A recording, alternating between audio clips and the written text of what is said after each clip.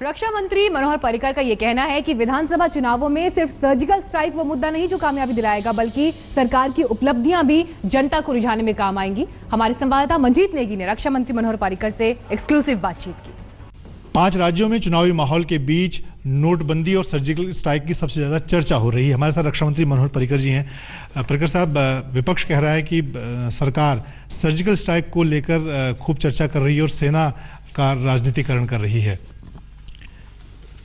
Surgical strike का इतना इस्तेमाल मैंने देखा नहीं, मैं जो कुछ सुन रहा हूँ, लेकिन आप कह रहे हैं तो मैं इतना ही कहूँगा, सर्जिकल स्ट्राइक के लिए सेना को ही क्रेडिट जाता है।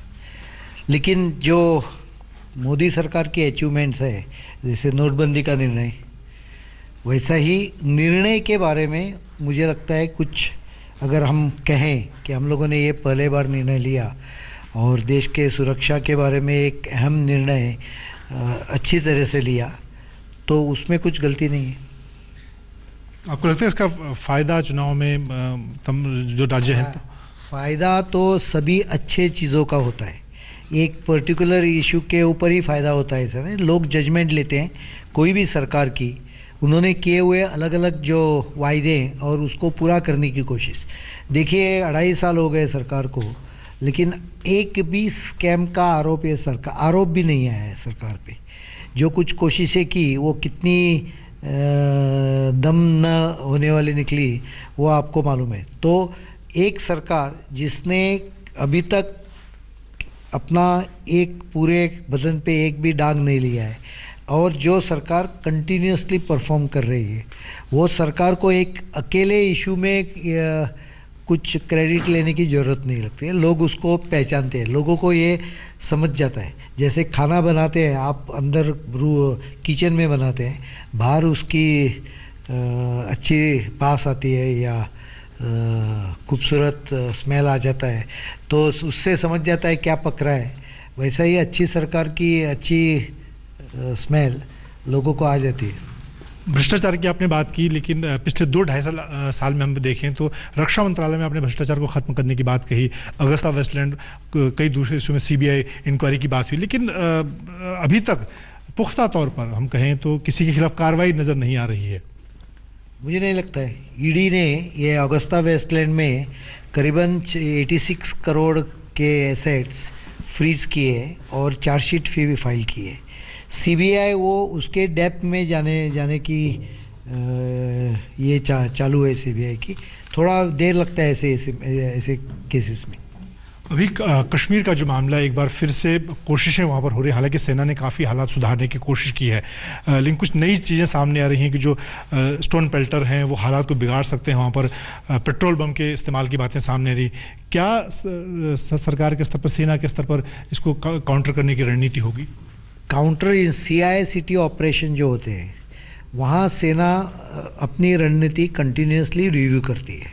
और अगर हमारे जो विरुद्ध टेररिस्ट, मैं टेररिस्ट की बात कर रहा हूँ, वो घाटी में जो आतंकवादी है उनके खिलाफ कार्रवाई करते समय सेना ये सब चीज़ें ध्यान में रख के अपनी रणनीति तय करेगी। ओवरऑल सेना का काम काउंटर इंसर्जेंसी CICT ऑपरेशन ही करना है और बॉर्डर गार्ड करना है, बाकी पुलिस देखती रही। नहीं, लेकिन आपके मन की बात क्या है? आप क्या चाहते हैं? यहाँ की पारी को पूरा करेंगे रक्षा मंत्री के तौर पर या फिर अपने गृह राज्य में जाना पसंद करेंगे? मेरी मन की बात मैं पब्लिक के सामने नहीं रख सकता हूँ। मेरी मन की बात मैं हमारे नेताओं को ही समझा दूँगा। बहुत बहुत धन्यवाद। रक्षा मंत्री मनोहर पर्रिकर का कहना है कि गोवा जाने को लेकर जो बात है, उनकी जो मन की बात है, वो फिलहाल नहीं बताना चाहेंगे और पार्टी का जो फैसला होगा उस पर वो आगे बढ़ेंगे। कैमरामैन प्रेम के साथ मंजीत नेगी, दिल्ली, आज तक। यूपी चुनाव में प्रचार अपने चरम पर है। 3 दौर की वोटिंग हो चुकी है और कल 4थे दौर की वोटिंग होनी है, लेकिन इससे पहले बीजेपी सांसद वरुण गांधी ने अपनी ही केंद्र सरकार को कटघरे में खड़ा कर दिया। यूपी चुनाव के बीच वरुण ने बागी तेवर दिखाते हुए कांग्रेस नेता के कार्यक्रम में रोहित वेमुला, किसान आत्महत्या और विजय माल्या के मुद्दे पर मोदी सरकार पर निशाना साधा। पिछले साल हैदराबाद में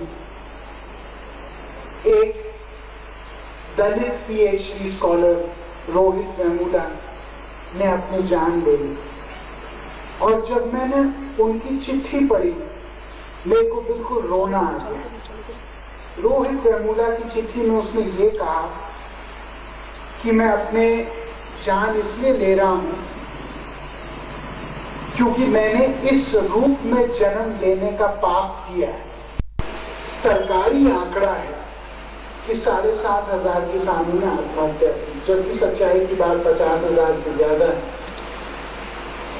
इन सारे किसानों में 90% वो हैं जिन्होंने औपचारिक आर्थिक संस्थाओं से कर्ज लिया और इनकी औसत अगर निकाली जाए तो वो मात्र 57,000 रुपए बनती है।